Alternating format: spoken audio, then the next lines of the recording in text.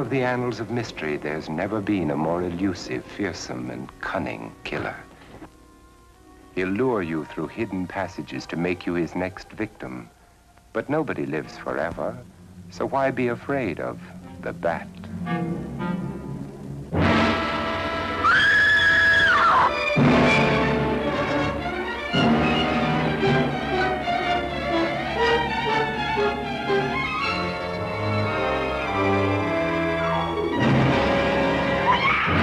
The bat comes screaming into the countdown at number 5 because it's been flying through our nightmares for generations.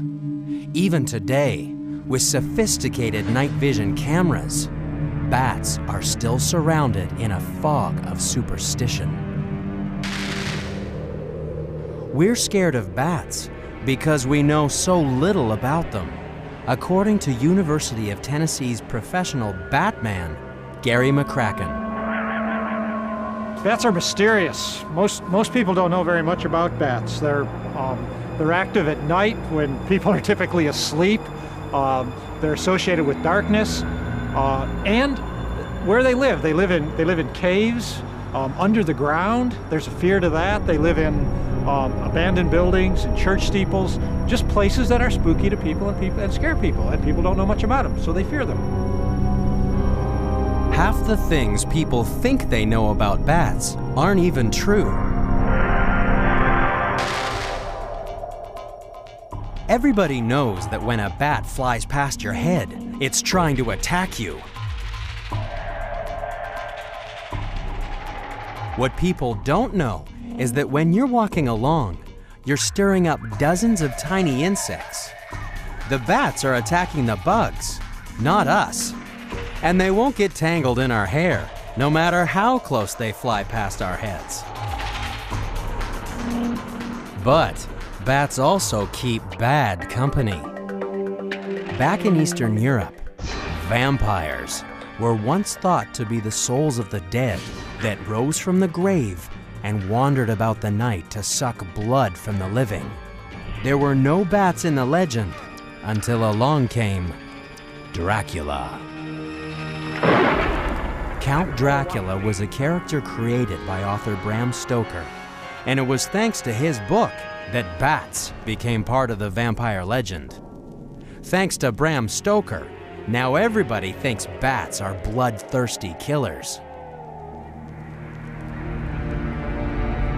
In fact, only 3 bats out of nearly 1,000 species are vampires. Most bats eat insects or fruit. So it seems that once again, our fears are based on nothing more than myth and superstition.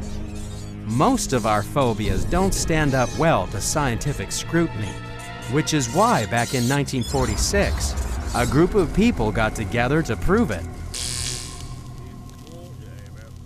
The National Committee of 13 Against Superstition, Prejudice, and Fear was launched on Friday the 13th, of course. Their aim was to prove that superstition can be eradicated. To educate by example, these iconoclasts publicly violate all the time-honored taboos.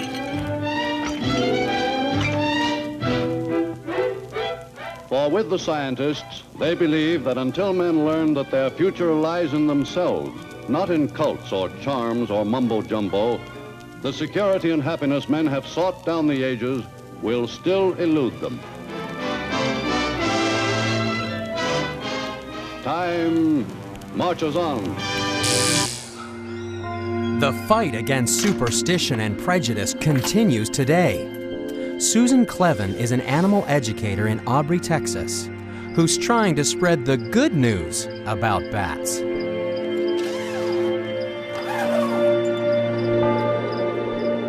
We can overcome our phobia of bats by understanding and learning more about their activities and how important they are to people. Bats that eat insects eat a lot of insects that are harmful to us. Fruit bats pollinate lots of plants that are beneficial to us. Fruit bats roost in trees during the day, so they're not very mysterious. They're such a common animal that people don't think they're evil at all. That's why in Asia, bats are symbols of good health and good fortune. No wonder the much maligned bat is only number 5 in the countdown.